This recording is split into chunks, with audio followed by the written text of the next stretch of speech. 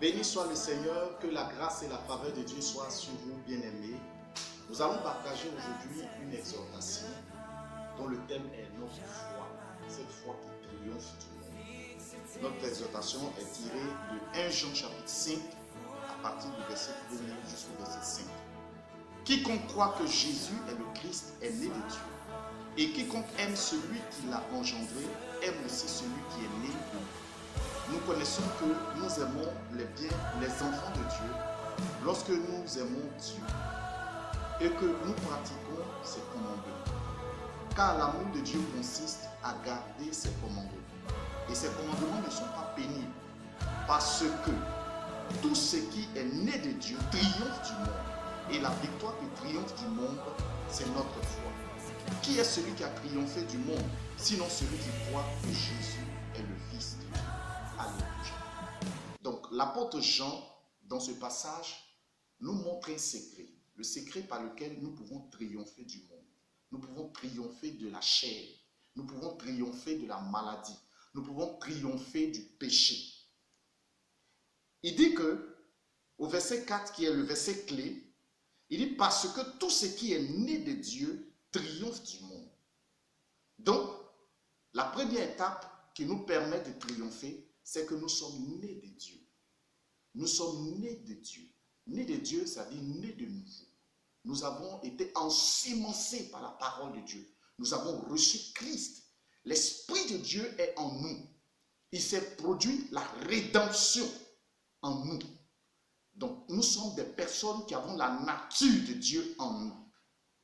Or, cela est possible que par la foi. Parce que l'apôtre Paul dit dans Éphésiens chapitre 2, le verset 8, c'est par la grâce que nous sommes sauvés, par le moyen de la foi.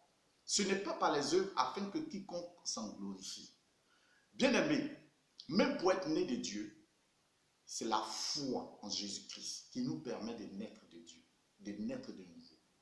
Christ a déjà accompli l'œuvre de la rédemption par son sacrifice à la croix, par sa mort et sa résurrection. La Bible nous dit dans Romains chapitre 6, il est mort à la croix et il est revenu à la vie le troisième jour. Nous aussi, en croyant en lui, nous mourrons au péché et nous ressuscitons en nouveauté de vie. Ainsi, lorsque nous sommes en lui, nous devenons une nouvelle créature de Dieu. Le Seigneur lui-même s'engage à nous aider par son esprit à marcher dans sa parole. Il a dit dans Ézéchiel 36, du verset 25 au verset 26, qu'il mettra en nous un esprit nouveau, il enlèvera de notre corps ce cœur de pierre, il mettra un cœur de chair, et il mettra son esprit en nous, et lui-même nous aidera à observer sa loi. Voyez, lorsque quelqu'un naît de nouveau, par l'opération de l'Esprit de Dieu au travers de la parole qu'il reçoit, alors qu'est-ce qui se produit? Il se produit que cette personne reçoit la nature de Dieu. Donc, lui, sa nature pécheresse, elle tombe, elle meurt. Et cette nature-là, elle est morte parce que Christ est mort. Et il revient en nouveauté de vie. Alléluia. Et c'est l'Esprit de Dieu qui accomplit cela au travers de la parole de Dieu en nous. Il dit, parce que tout ce qui est né de Dieu triomphe du monde.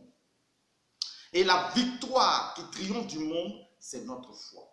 Bien-aimés, la foi en Jésus-Christ, c'est normalement le style de vie de tout saint, de tout juste, de tout enfant de Dieu. Celui qui ne marche pas par la foi, Hébreux 11, verset 6 dit, il n'est pas agréable à Dieu. Hébreux 10, verset 38 dit, si tu arrêtes de vivre par la foi, Dieu ne prend plus plaisir en toi. Parce que le juste doit vivre par la foi. La foi, ce n'est pas une simple croyance, mais dans la définition de la foi, il est dit que la foi, c'est la ferme assurance des choses qu'on espère et une démonstration de celles qu'on ne voit pas. Donc si j'ai la foi, ça veut dire que je saisis l'invisible. Christ a déjà accompli l'œuvre rédemptrice à la croix pour moi, pour que j'ai une vie de victoire. Victoire sur le péché, victoire sur la maladie. La Bible dit que son corps a été meurtri. Il a été flagellé. Et par son corps meurtri, là, lui, il m'assure la santé divine, la guérison. C'est déjà un acquis. Mais cela maintenant se matérialise par ma foi. C'est par la foi que j'ai accès à cela. C'est déjà fait. Christ a dit à la croix, tout est accompli. Tout est accompli pour que je sois en bonne santé, pour que je marche dans une vie de victoire, pour que je sois agréable aux yeux de Dieu.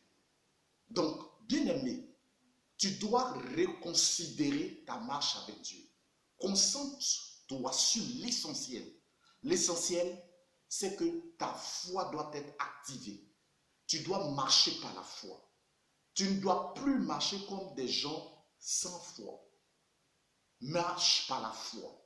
C'est par cette foi que tu arrives à triompher du monde. Le monde a une attraction forte, a une influence sur l'humanité. Mais celui qui marche par la foi, celui-là a vaincu le monde.